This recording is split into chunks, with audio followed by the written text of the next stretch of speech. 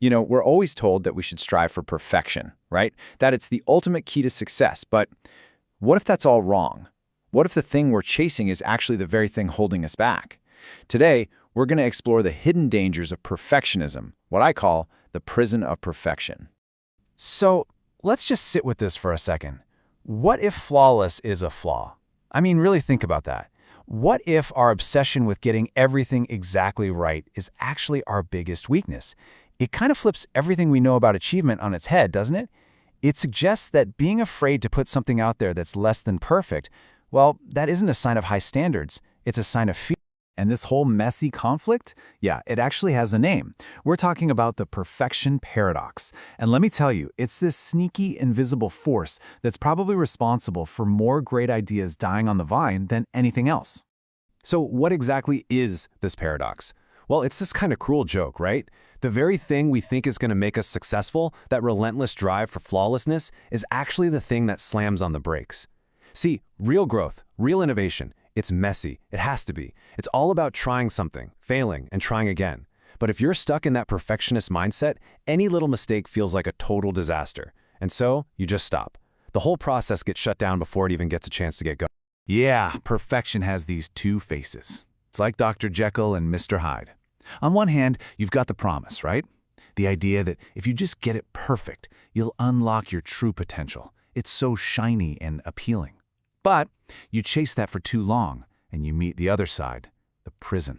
That beautiful promise suddenly turns into a cage, and guess what the bars are made of? Yep, our own crazy, unrealistic expectations. All right, so let's take a closer look. Let's step inside this prison of perfection. What does it actually feel like in there, and what are the real-world consequences of being trapped? Man, this quote just hits the nail on the head, doesn't it? Instead of unlocking potential, perfect becomes a cage. It's that feeling, you know it, right? The one where you feel like you have wings, but you're too scared to even try to fly because you might wobble it a bit on the way up. It's a cage we build for ourselves.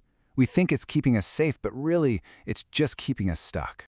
And if we're talking about a cage, then these are the actual bars, each one locking away a part of who we could be. First up, it just chokes out genuine growth. I mean, how can you learn anything if you're terrified of getting it wrong? Every mistake is a chance to learn, but to a perfectionist, it feels like a failing grade. Then, it kills innovation. Think about it. Every amazing invention you can think of came from a mountain of failed attempts. Perfectionism doesn't even let you build the first bad prototype. It also stops you from just playing around.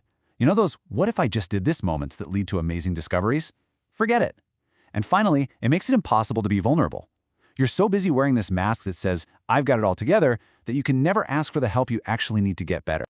Okay, so that's all pretty bleak, I know. But here's the thing about prisons. Even self-made ones, they're not escape-proof. So the big question is, how do we get out? Well, the good news is there are keys. We just have to know where to find them. So here they are, the two master keys to break free. Key number 1 is all about what you do. You've got to embrace messy experimentation. Seriously, this is your official permission slip to just get in there and make a mess. Be a scientist in your own life. Try things just to see what happens, without worrying about whether it's going to be a perfect success. The goal isn't a flawless outcome. The goal is to learn something. Then there's key number 2, which is all about your mindset. Cultivate authentic vulnerability. This just means it's time to take off the armor. Stop pretending you have all the answers. Trade that illusion of perfection for the real power that comes from connecting with people and growing together. Okay, so let's say you do it. You use these keys. You pick the lock. What happens then? What does life actually look like on the other side of those prison walls? This right here is the payoff. This is what it's all for, the freedom of imperfection. And let's be clear, this isn't an excuse to be lazy. It's about creating an environment where you can actually do your best work. It's what allows for real human development. Because let's face it, we only grow when we push past what we've already perfected. And here's the really crucial part. It is the only way to get to those breakthrough insights. You know, those incredible aha moments? They don't show up when everything is neat and tidy. They pop up right in the middle of the chaos, usually when a mistake suddenly shows you a path you never even knew existed. So, if there's only one thing you remember from all of this, let it be this simple truth. True growth requires imperfection.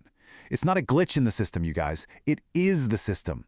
It's the messy, fertile soil where literally everything meaningful in our lives gets to grow. And with that, I'm going to leave you with a question to think about. What is it for you? What amazing project, what hidden passion, what great idea are you keeping locked up inside that cage right now, just because you're waiting for it to be perfect? Maybe, just maybe, it's time to set it free.